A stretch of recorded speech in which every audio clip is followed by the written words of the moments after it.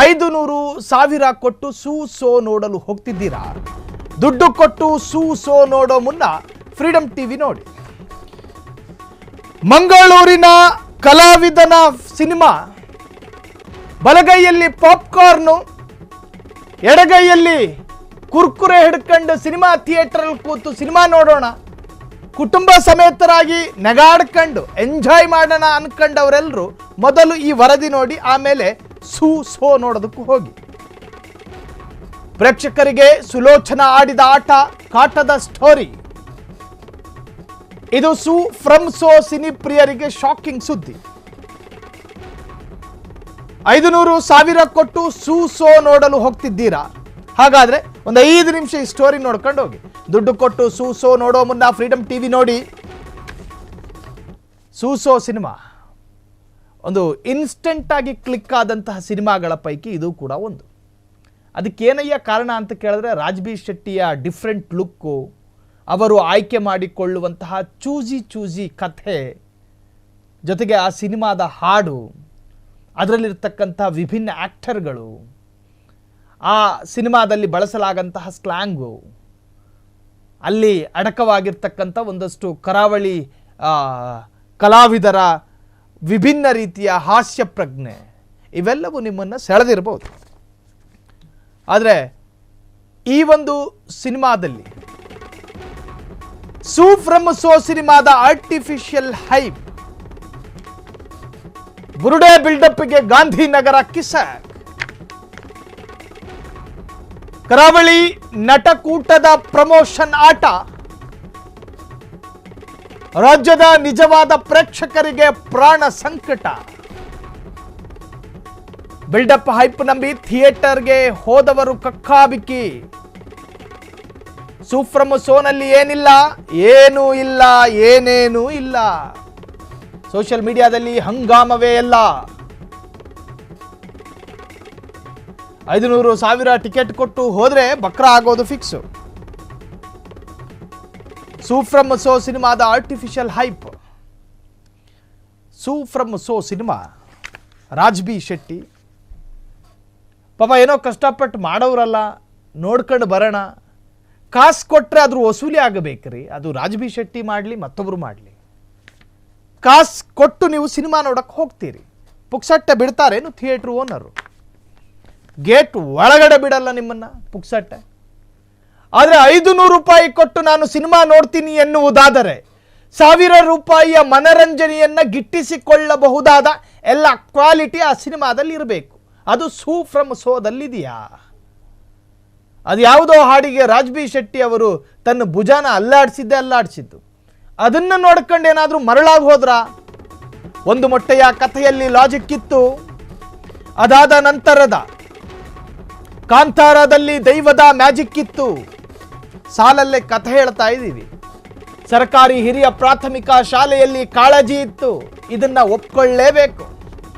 ಆದರೆ ಫ್ರಮ್ ಸೋನಲ್ಲಿ ಸ್ನಾನದ ಕಳ್ಳ ದೃಶ್ಯ ಬಿಟ್ರೆ ಬೇರೇನೂ ಇಲ್ಲ. ಸೋಷಿಯಲ್ ಮೀಡಿಯಾ ಪ್ರಮೋಷನ್ಗೆ ಪ್ರೇಕ್ಷಕ ಬೇಸ್ತು ಬಿದ್ದನಲ್ಲ. ಕಷ್ಟಪಟ್ಟರು ಇಲ್ಲಿ ನಗು ಬರ್ತಾ ಇಲ್ಲ. ಪೇಡ್ ಪ್ರೇಕ್ಷಕ ಪಕ್ಕದಲ್ಲಿ ಕೂತು ನಗುವಂತಾನಲ್ಲ. ಪ್ರೀ ರಿಲೀಸ್ ಗಿಮ್ಮಿಕ್ಕಿಗೆ ಕಕ್ಕಾಬಿಕ್ಕಿಯಾದ ಗಾಂಧಿನಗರ, ಮೇಕಿಂಗಿಗೆ ಲಕ್ಷ, ಡಿಜಿಟಲ್ ಪ್ರಮೋಷನ್ಗೂ ಲಕ್ಷ. ಮೇಕಿಂಗ್ ವಿಡಿಯೋ ನೋಡಿ ಲಕ್ಷಾಂತರ ಜನ ಬಕ್ರಾದ್ರ. ಸೋ ನೋಡಲು ಹೋಗಿ ವ್ಯಾಕ್ ಅಂತಿದ್ದಾರೆ ಜನ. ಫ್ರಮ್ ಸೋ ಹಾಸ್ಯ ಅಲ್ಲ, ಅದು ಅಸಹ್ಯ. ಕೃತಕ ಸೆನ್ಸೇಷನ್ ಕ್ರಿಯೇಟ್ ಮಾಡಿ ಪ್ರೇಕ್ಷಕರ ಜೇಬಿಗೆ ಕತ್ತರಿ. ಕುಡುಕರ ಡೈಲಾಗಿಗೆ ನಗು ಬರಲ್ಲ. ನಮ್ಮ ಅಕ್ಕಪಕ್ಕದ ಮನೆಯಲ್ಲೇ ನೋಡ್ತಾ ಇರ್ತೀವಿ. ಫ್ರಮ್ ಸೋಸ್ ಡೈಲಾಗ್ಗಳಿಗೆ ಬರೀ ತಿಣುಕುವಂತಾಗ್ತಿದೆಯಲ್ಲ. ಊಟವಿಲ್ಲದ ಉಪ್ಪಿನಕಾಯಿ ಅಂತಿದೆ ಫ್ರಮ್ ಸೋ. ಕಥೆ ಇಲ್ಲ, ನಟನೆ ಇಲ್ಲ, ಮೇಕಿಂಗು ಇಲ್ಲ, ಅತ್ತಲಾಗೆ ಲೊಕೇಶನು ಇಲ್ಲ. ಒಂದೇ ಊರು, ಒಂದೇ ಮನೆ, ಒಂದೇ ಕಿಟಕಿ, ಒಂದೇ ಡೋರು, ಒಂದೇ ಕಾರು, ಒಂದೇ ಸ್ಕೂಟರು, ತಲೆ ಕೆಟ್ಟವರ ದರ್ಬಾರು. ನೈಟಿಯಲ್ಲಿ ಪೂರ್ತಿ ಪಿಕ್ಚರು, ಮುಗಿಸಿದ ರಾಜ್ಬಿ ಶೆಟ್ಟಿ ಟೀಮ್. ಇದು ಸಿನಿಮಾವಲ್ಲ, 2 ಗಂಟೆಯ ಕುಯ್ಯೋ ಸೀರಿಯಲ್. ಲಾಜಿಕ್ ಇಲ್ಲದ ಮ್ಯಾಜಿಕ್ಕಿಗೆ ಪ್ರೇಕ್ಷಕರು ಹೈರಾಣ. ಹೈಜಾಕ್ ಪ್ರಮೋಷನ್ ಮಾಡಿ ಪ್ರೇಕ್ಷಕರಿಗೆ ಉಪದ್ರ ಕೊಡಬೇಡಿ. ಫುಲ್ ಕಾಮಿಡಿ ಅಂತ ಹೇಳಿ ಮಂಡೆ ಬಿಸಿ ಮಾಡಬೇಡಿ. ಪುಕ್ಸಟ್ಟೆ ಹೈಪ್ ಕೊಟ್ಟು ಪ್ರೇಕ್ಷಕರಿಗೆ ಕಿರಿಕಿರಿ ಕೊಡಲೇಬೇಡಿ. ಇದು ಪ್ರೇಕ್ಷಕ ಎದ್ದೋಡು ಫ್ರಮ್ ಥಿಯೇಟರ್ ಸ್ಟೋರಿ. ಒಂದು ಮೊಟ್ಟೆಯ ಕಥೆಯಲ್ಲಿ ಒಂದು ಲಾಜಿಕ್ ಇತ್ತು. ಸರ್ಕಾರಿ ಹಿರಿಯ ಪ್ರಾಥಮಿಕ ಶಾಲೆ ಎನ್ನುವಂತಹ ಸಿನಿಮಾದಲ್ಲಿ ಒಂದು ನೀತಿ ಪಾಠ ಇತ್ತು. ಕಾಂತಾರ ಸಿನಿಮಾದಲ್ಲಿ ದೈವದ ಸಂದೇಶ ಇತ್ತು. ಆದರೆ ಸೂ ಫ್ರಮ್ ಸೋಲ್ ಅಂತದ್ದೇನಿದೆ ಮಣ್ಣಂಗಟ್ಟಿ ಅಂತವ್ರ ಜನ.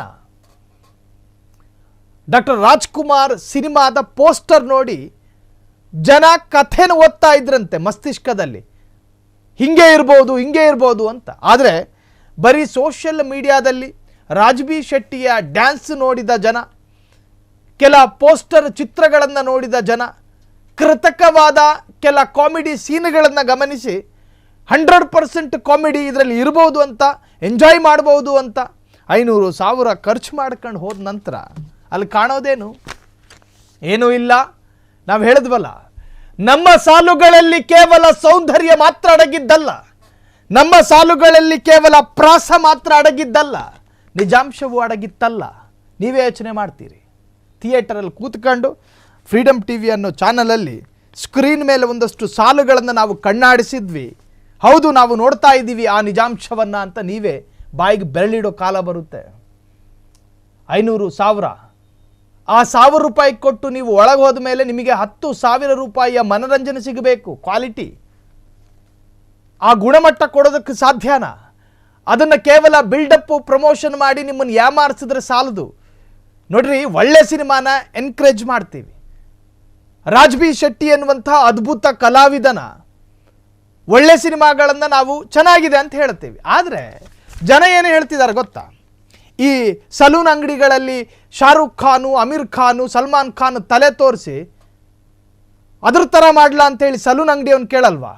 ಹಾಗೆ ಆಯ್ತಿದು.